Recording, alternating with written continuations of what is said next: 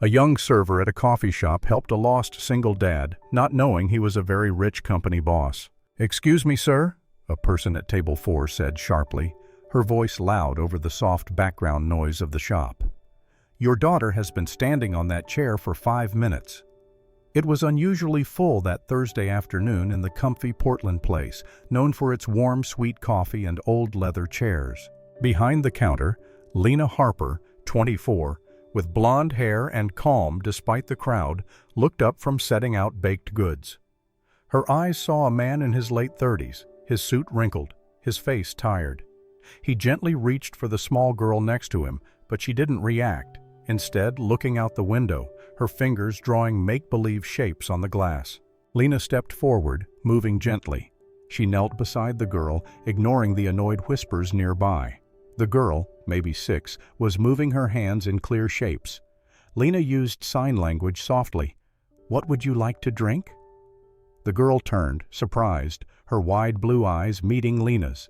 Slowly, she signed back, "Strawberry milk." The man stood straight in shock. "Wait, did she just answer?" Lena smiled, then took a small notebook from her apron and wrote, "I'm deaf too, I understand." His eyes dropped to the paper, and his voice got softer. "She hasn't answered anyone in almost a year, not even me." Lena nodded, then signed to the girl again, "I'll get your milk." When Lena came back, the child sat quietly, her legs swinging, tapping a beat on her knee. Lena placed the drink in front of her with a little fancy move, and the girl offered a shy smile. The man watched, his eyes showing a mix of wonder and sadness. They ate quietly, grilled cheese for the girl, black coffee for him. Sometimes the girl smiled at Lena's little jokes, sometimes signing thank you or funny. As they got up to leave, the man stopped at the counter as if he'd forgotten something, then wrote quickly on a napkin and put it under his coffee cup. Minutes later, Lena came back to clear the table. She found the note and opened it. "Thank you for making her smile." She held the napkin gently, as if it was very delicate. Her heart felt excited, not just because of the note, but because of how carefully it had been written, and because of how the little girl had looked at her like someone who'd finally found light after too much darkness. She turned toward the window, but they were gone. Lena put the napkin into her apron pocket, unsure why. Maybe it was the man's quiet kindness, his old suit, his tired eyes. Maybe it was the girl Sophie, whose name she'd seen stitched on her tiny backpack, who felt like a mirror of him. Quiet, fragile, yet whose smile was like watching someone breathe again for the first time. Back behind the counter, Lena moved a little slower, her mind still thinking about that table in the corner. What she didn't know was that the man, Daniel Carter, had once started a tech company from a Seattle garage, easily leading big meetings. Now, he lived hidden, getting away from news and legal trouble, and a woman who had torn their family apart. His daughter, Sophie, hadn't spoken since the day her mother left. Daniel had no map, no plan, just one goal: to protect his daughter, and today, for the first time in months, he had seen her respond to Lena. The apartment smelled lightly of lavender and laundry soap.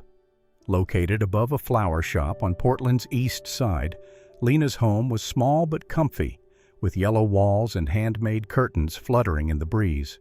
A kettle whistled as she poured chamomile tea into 2 cups.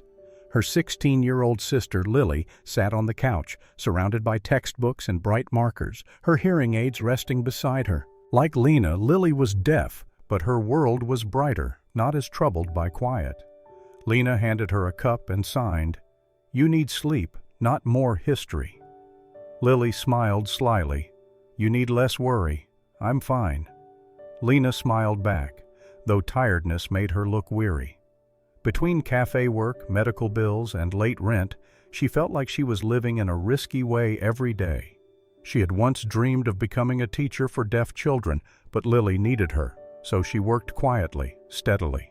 The next morning, sunlight streamed through the cafe windows. Lena moved smoothly around tables, greeting regular customers with warm smiles and swift hand movements. She glanced toward the door and stopped. They were back. Daniel and Sophie stood in the entrance. Sophie held a toy fox tightly, and looked around the room. When she saw Lena, her face became bright with happiness. She signed a bit awkwardly but easy to understand. "Hello, friend." Lena beamed, signing, "Hello, Sophie, I missed you."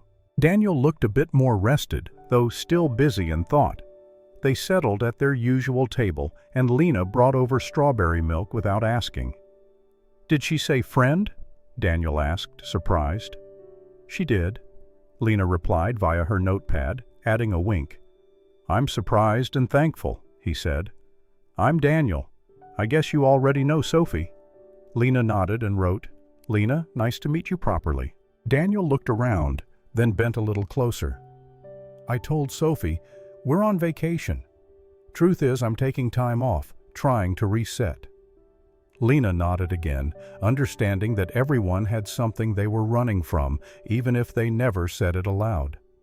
Once their order arrived, Lena returned to her other tables, but her eyes kept drifting back. Sophie drew shapes on the window, smiling more this time, and Daniel whispered something that made her giggle. After they left, Lena noticed a small leather-bound notebook on the table. She opened it carefully. Inside were drawings of hand signs labeled in pencil. "Hello," "Thank you," "Milk," "Love." On the first page, a note read, "Trying to learn so I can stop being afraid of the silence." Lena's chest tightened. He was learning for Sophie and maybe, just maybe, for her too. She placed the notebook behind the counter, planning to return it, but truthfully, she hoped he'd come back. Daniel made her curious, not like some romantic mystery, but because of the way he looked at his daughter, like she was the only thing holding him together. It was gentle, quiet, but there was sadness in his eyes. He looked guilty. Lena recognized it. She'd seen it in herself, in Lily, in the mirror. She understood quiet and the weight of what was not said. That evening, back home, Lily noticed the change in her sister. "You're smiling," she signed playfully. "Is it the guy from the cafe?" Lena rolled her eyes, though warmth lingered. She took the napkin Daniel had left days earlier. "Thank you for making her smile," and set it beside the notebook. She didn't know who Daniel really was, but she knew this. He was a father trying, and Sophie had smiled today. That was enough for now. The motel room was quiet, only broken by distant traffic and the squeaky old heater. The place was simple, located between a laundromat and a closed-up bookstore in East Portland. Its faded green carpet and lamps that didn't match hinted at a better past, but Daniel hardly saw. He sat on the edge of the bed, eyes staring at his daughter as she colored quietly on the floor. Sophie lay on her stomach, colored pencils scattered around, her face focused and calm, but silent, always silent.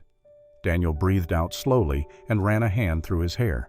For 2 years he had put up emotional walls around himself and Sophie to protect whatever remained.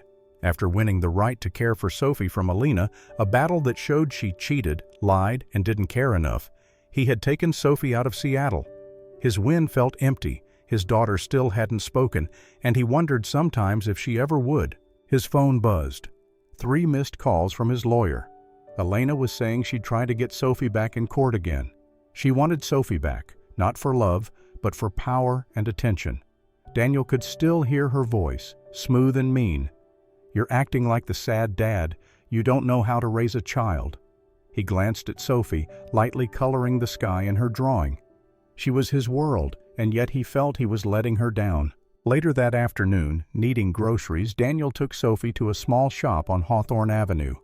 He pushed the cart slowly, one hand resting on her shoulder, the other looking at shelves. He wasn't ready for the blonde woman near the fruit section. Lena, her hair tied untidily, her carry bag over one shoulder, bananas in hand. She looked surprised for a moment, then smiled warmly without hesitation. Sophie's face became happy. She dropped the apple she held and ran to Lena, who caught her softly and laughed quietly as Sophie signed, "Happy." Daniel approached, suddenly feeling self-conscious of his wrinkled shirt and tired eyes. "Hi," he said softly. Lena signed back, then wrote on her notepad, "We always bump into each other where it smells like fruit." Daniel chuckled. "Sophie's drawn to you," he said. "She doesn't run to many people."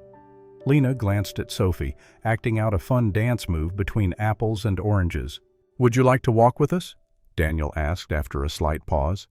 "There's a park close by." Lena nodded. Their walk was quiet but comfortable. Late afternoon sunlight filtered through the trees, making gentle shadows. Sophie skipped ahead, turning back occasionally to sign butterfly or tree with happy excitement. At an open space near a pond, Lena sat with Sophie and drew faces in the dirt, happy, sad, surprised, encouraging Sophie to copy them. Daniel watched from a few feet away, arms crossed, his heart heavy, yet hopeful. After a while he joined them. Lena handed him a stick. He knelt awkwardly and drew a small, happy face. Sophie giggled. "You see," Lena wrote to Daniel, "not bad for a beginner." They stayed until dusk, then headed back. At the sidewalk, Daniel paused. "You always use your apron to dry your hands," he said, reaching into his coat. He took out a small square of white linen sewn with LH. "I saw it at a market near the motel," he said quietly. "It's small, but maybe something warm for someone always giving warmth." Lena ran her fingers over the thread. Her lips parted slightly. She couldn't speak. She looked into his eyes, sparkling. Sophie pulled at Lena's sleeve and signed, "Pretty." Lena signed back, "Very." At the parking lot edge, Daniel hesitated, watching Lena walk away, Sophie waving behind her. Across the street, Lena paused and turned back one last time. She signed smoothly, "Thank you for today." Daniel stopped in that moment, the breeze pulling at his coat, city sounds swirling around him. Yet in that quiet, he felt the memory of her hands, gentle, meaningful. He had not expected her. He had not expected Hope to feel like this. The days began to become a routine. Daniel and Sophie would arrive at the cafe mid-morning, usually after the busy time, when the smell of fresh pastry still lingered and sunlight poured in through the wide windows. Lena always had a table ready by the window with a glass of strawberry milk already waiting. Sophie no longer stayed very close to her father. Instead, she would wave to Lena with her small hands already moving to sign, a bit awkwardly, but joyfully. Lena knelt beside her each day, introducing a new game. Name that animal, emotion charades, or simple drawings paired with signs. One morning, Sophie proudly signed elephant, bending her arm like a trunk. Lena clapped and signed back funny with a very funny face. Sophie's laughter rang out bright and loud, surprising people nearby. Daniel stopped, coffee halfway to his lips. That laugh. It had been years. He watched as Lena let Sophie be the center of attention, her smile quiet, encouraging. That afternoon, while Sophie colored quietly in the corner, Daniel stayed at the counter. "She used to laugh like that all the time," he said softly. "Back when things were different. She stopped talking when her mother left. We tried everything. Therapy, special schools, nothing helped. Eventually, we just stopped pushing. I think I was afraid to face how much of her I'd already lost." He let out a nervous breath.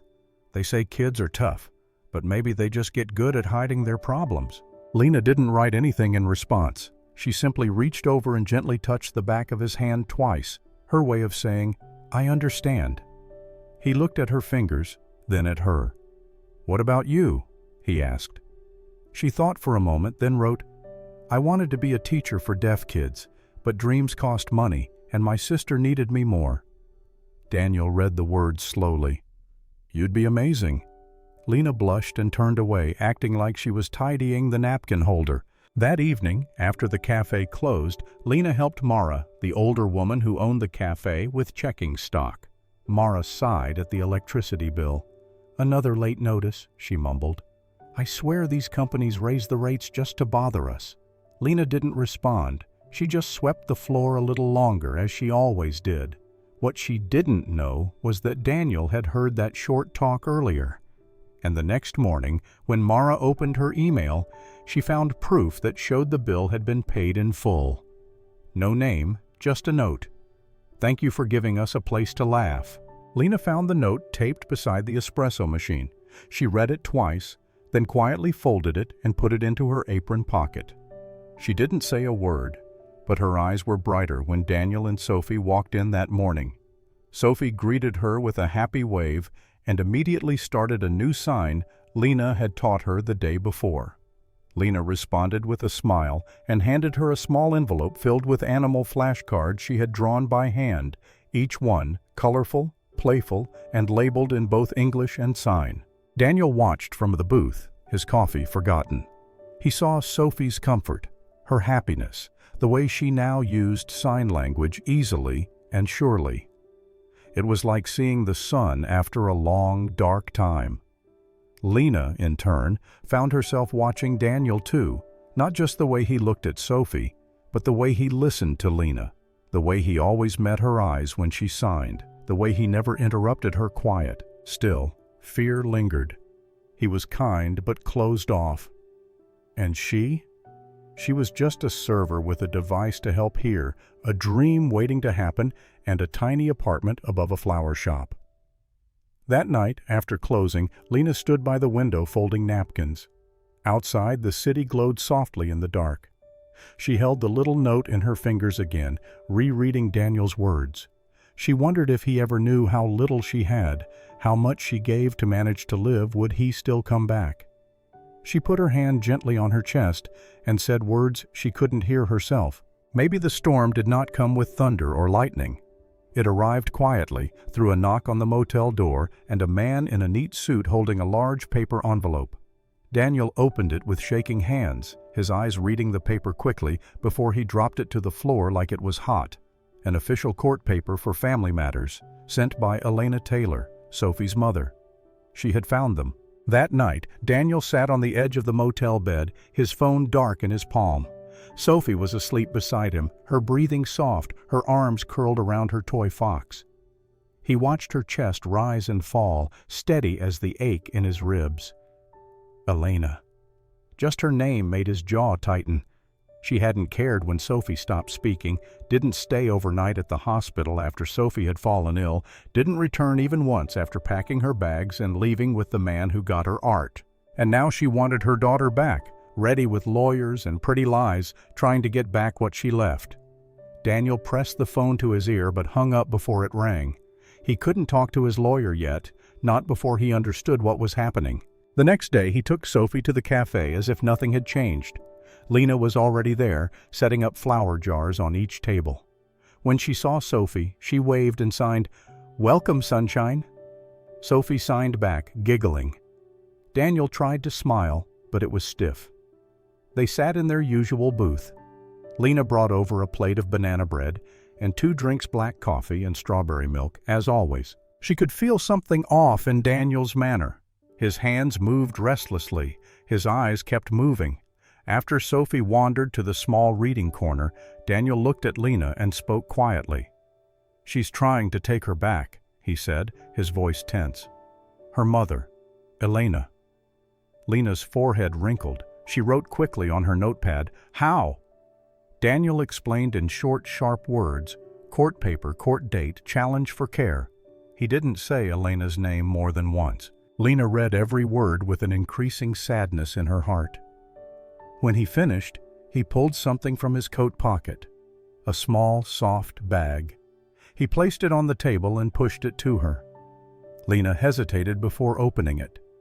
Inside was a fine bracelet made of woven string and a single metal charm carved with the American Sign Language symbol for hope. She looked up, eyes wide. "You gave that to us," Daniel said softly, without planning to. "Before we met you, Sophie hadn't smiled in months. She wouldn't touch me, wouldn't eat without crying, and then you signed to her and she started to come back." Lena's hands shook as she picked up the bracelet. Daniel reached across the table, his fingers lightly touching hers. "I don't know how this will end," he said, "but I needed you to know what you've done for us. You gave us hope." Lena blinked quickly, nodded, then signed. "You're not alone." But he was alone. He knew it because soon he would have to fight again for Sophie, and this time it could get ugly. Elena's lawyers were mean and determined. Her money, her charm, they were dangerous. As much as Lena had given him and Sophie, he couldn't bear the thought of dragging her into the mess. He had seen what public shame did to people. She was quiet, peaceful, honest. She had made a life from very little. It wouldn't be the storm that destroyed it. That night, back in the motel, Daniel sat at the table, staring at the court papers. His lawyer had called. The hearing was set for 2 weeks out. He looked over at Sophie, drawing in her sketchbook. She had made a picture of the cafe, Lena standing behind the counter, her hands raised in mid-sign. Sophie had written the word safe above Lena's head. Daniel's throat tightened. He would face Eliana, but Lena didn't need to know. Not yet. The next morning he brought Sophie to the cafe, smiling like nothing had changed. He gently tucked the bracelet onto Lena's wrist as she poured his coffee. She smiled, touched the charm, and signed, "Beautiful." He signed back, "So are you." But when she turned to help another customer, Daniel looked away. He would protect her, even if it meant not telling her, even if it meant going to court by himself. The cafe felt quieter without them. Lena noticed it immediately, how the morning seemed longer, how the air felt more serious without Sophie's springy curls or Daniel's firm look from the corner booth. It had been nearly a week since their last visit. She tried not to worry. People had lives, reasons, schedules, but every day she checked the door a dozen times. Nothing. On Friday, after her shift ended, Lena put her drawing pad in her carry bag, packed a box of colored pencils, and caught the bus toward the motel. The sky had begun to turn a light evening color when she knocked on the room door. For a moment, there was no answer. Then it opened with a squeaky sound. Daniel stood there, his shirt slightly wrinkled, his face tired but becoming gentle when he saw her. "Lena," he said, surprised. "Hey." She raised a hand in greeting, then showed the drawing things. "I thought Sophie might want to draw," she signed with a small smile. Daniel paused only briefly before stepping aside. "Come in," he said. Inside, the room was dark but neat. Sophie sat tightly in the armchair, her arms wrapped around her toy fox. When she saw Lena, she became happy, jumping down and rushing forward for a hug. Lena knelt to catch her in a hug. They settled on the carpet, and Lena opened the drawing pad, arranging the pencils like precious things. She pointed to the blank page, then signed, "Let's draw feelings." She drew first a sun with a smiling face, happy, a cloud with raindrops, sad, then handed the pencil to Sophie. The little girl stared at the page, her forehead wrinkled and her lips squeezed tight. Slowly, carefully, she began to draw. First a heart, then 2 stick figures, one tall with short hair, the other with long hair tied up in a bun. Both stood beside the heart. Sophie pointed to the figures, then to Daniel, then to Lena. Lena's breath caught. Behind them, Daniel watched silently from the kitchenette. His shoulders slumped, hands braced on the counter. Later, while Sophie napped, Lena stood at the sink, quietly rinsing 2 cups. Daniel came to stand beside her. "She drew a family," he said, his voice quiet. Lena nodded without turning. "Elena's coming for her," he added, more to the faucet than to her. "Court hearing in 3 days. Her lawyers are aggressive. Sophie's. She's just starting to heal, and I'm about to open her wounds again." Lena set down the cup, dried her hands, and turned to face him. She didn't sign anything. Instead, she placed one hand gently on his shoulder, fingers curling slightly, grounding him. Her eyes said the rest. "I'm here." He breathed in sharply, a shaking in his chest. Then came a sound. They both turned. Sophie stood in the hallway, clutching the drawing. In her small hands was a crumpled piece of paper she had taken from Lena's sketchbook. On it, in wobbly, not straight letters, she had written, "I do not want to go. I love Daddy. I love Lena." Then slowly, she raised her hands and signed, "Family." Daniel knelt, reaching for her. He didn't speak at first. He couldn't. His eyes filled with tears and overflowed. He pulled her into his arms, pressing a kiss to her head, whispering, "I've got you. I've got you, baby." Lena stood still for a second, then crouched beside them. Sophie reached for her too, wrapping her arms around Lena's neck and pulling her in. For a long moment, the 3 of them simply stayed there, in a silent, special group full of feelings, tears, love, and light. Later, when Sophie had fallen back asleep, her drawing held tightly to her chest, Daniel walked Lena to the door. "She needs to say this in court," he said, his voice calm now with a clear aim. "I need to make them see her, hear her." Lena looked at him with wide eyes. He gave a tired smile. "Thank you for tonight. You gave her the bravery to use sign language. I don't know what I'd do without that." Lena signed. "She's brave because she's loved." Daniel nodded slowly, and for the first time since the court paper arrived, he believed he might actually have a chance. He just hadn't told Lena yet what was coming next. The courtroom was cold, with sharp metal and plain bright lights. Daniel fixed the ends of his jacket sleeves, not because he was proud, but to keep his hands from trembling. Across the aisle sat Eliana. She looked perfect. Smooth black dress, bright red lipstick, heels that tapped loudly and sure on the tile floor when she entered. Her hair was perfectly arranged, her posture very straight and like she was acting. But her eyes were cold, icy, planning. She hardly glanced at Sophie. The judge, a silver-haired woman with a sharp tone but kind eyes, opened the hearing with the usual opening words. Then came the attack of words. Elena's lawyer stood first, a man with a voice that sounded smooth and cold. "My client," he said, pointing to Eliana, "is the birth mother of this child. She has always had good wishes, despite being tricked, left out, and pushed away by Mr. Carter, who has taken the child away from all friends, family, and school help." Daniel didn't react. He kept his hand on Sophie's shoulder. Eliana stood up easily when asked to speak. "She needs structure, a real school, real therapy. He's keeping her in some backroom motel, letting her play with crayons instead of learning. She used to speak. Now she only signs. I barely recognize her." Her voice cracked with fake emotion. "I wake up every night wondering if she's crying for me." Daniel's lawyer rose, but Daniel put a hand on his arm. He stood calm, steady. "I have no big speech," he said. "Just one request." He turned to the judge. "Let Sophie speak." There was a small stir in the courtroom. Elena's lawyer disagreed, mumbling something about playing with feelings, but the judge raised a hand. "Let the child approach." Daniel knelt beside Sophie, whispered something, then guided her to the front. Lena, seated quietly behind them, was surprised when the court officer turned and motioned to her. "Can you translate for the child?" Lena's throat tightened. She stood, walked to the front with careful steps, and signed gently to Sophie. "Do you want to speak?" Sophie looked very scared. Her hands moved nervously. Then she turned her head, looking around the room. She saw Eliana, stiff, not smiling. Then she saw Lena. Lena smiled, tiny but full of warmth. Sophie stepped forward, took a breath, and spoke. "Lena." Her voice was weak, rough, hardly heard, but it was a word, a name. The courtroom stopped. Even the judge leaned forward. Daniel's eyes filled with tears right away. Lena bent down next to Sophie and signed, "Do you want to tell them more?" Sophie nodded. She signed slowly, carefully. "She is not my home. She is a stranger. I do not feel safe," Lena explained, her voice calm. Sophie pointed to Daniel. "He is my safe." Then she turned to Lena. "He helps me talk.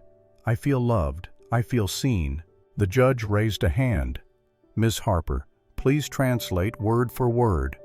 Lena nodded, then repeated exactly as Sophie signed. "I want to stay with my dad. I want to be with Lena too. That is where I feel like myself." Silence. Then a faint sound. Elena's chair squeaking as she shifted stiffly, uncomfortably. The judge took a long pause. Then she nodded. "Sophie, thank you," she said gently. "You may return to your seat." Sophie walked back to Daniel, who was kneeling with open arms. She ran into them, and he held her tight, forehead pressed to hers. Lena stood nearby, very still.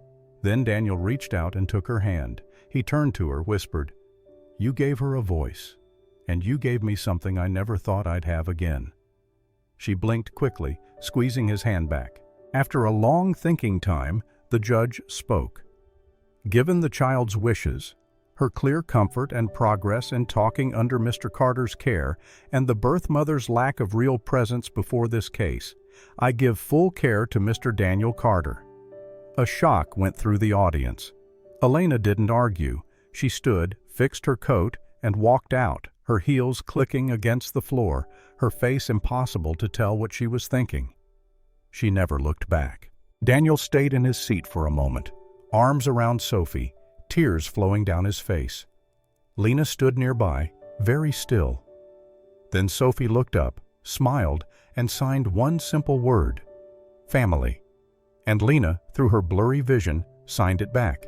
The house was small and happy, located among flowering trees in a quiet Portland neighborhood. A white fence lined the front yard, and wind chimes made a light, soft sound beside the porch. Inside, rooms filled with light and laughter showed a feeling of home. Lena stood at the kitchen counter, putting her hair up as she packed a carry bag with teaching tools, flashcards, hand puppets, sign language charts covered in plastic. Across town, children waited at the local building for events for her gentle lessons from the woman who understood their world best. In the living room, Sophie sat cross-legged on the rug, editing a video on a tablet. Daniel sat beside her, offering gentle advice.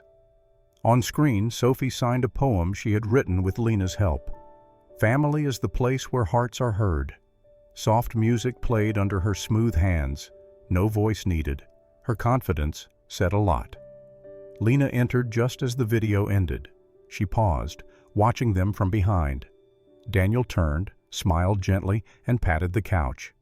They sat together in a long, gentle quiet, hands finding each other, fingers fitting together easily. Later that week, Daniel did something he'd avoided. He talked to reporters, not to brag about his company or money, but to speak about his daughter. "My biggest success," he shared, "is not building an empire.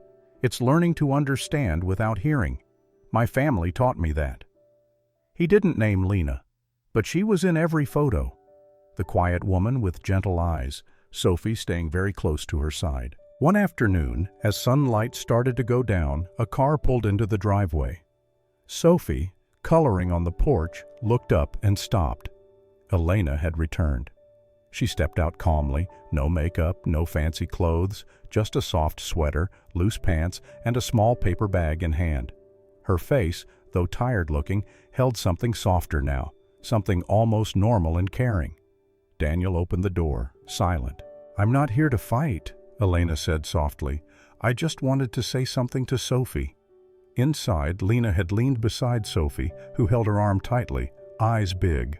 Sophie signed, "She's here." Lena crouched and gently signed, "You can go. It's okay."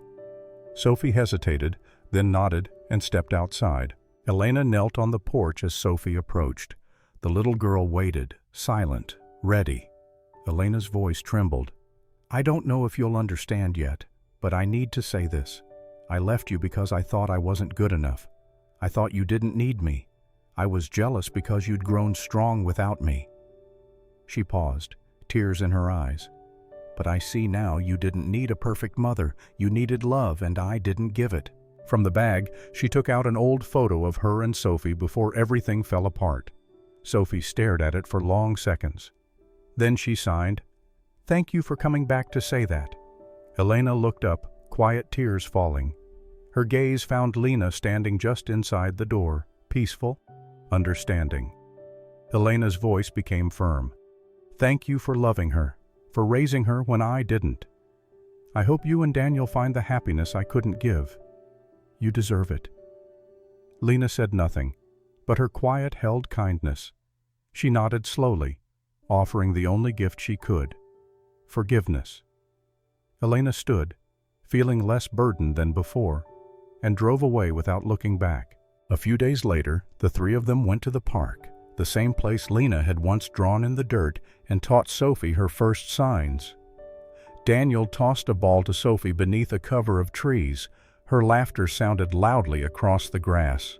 Lena sat on a bench nearby, a book open but forgotten on her lap. Sophie broke free from the game and ran toward her. "Mama!" she called, clear and bright. Lena looked up, surprised, happiness filling her face as Sophie threw herself into her arms. Daniel joined them moments later, wrapping both in a long, thankful hug. In that moment, they didn't need to speak. Love had spoken. The most beautiful language doesn't need sound, the story whispered, only someone willing to listen with their whole heart. If this story moved you as it moved us, take a moment to think. Sometimes the strongest families are not the ones we're born into, but the ones we choose through love, understanding, and silent bravery. And if you believe, like we do, that the most beautiful language is the one spoken by the heart, then you're already part of our family here. Subscribe to Heartfelt Stories for more real stories that make you feel better, give you ideas, and show us what's really important. Your next story might just be the one that changes a life. Until then, keep listening, not with your ears, but with your soul.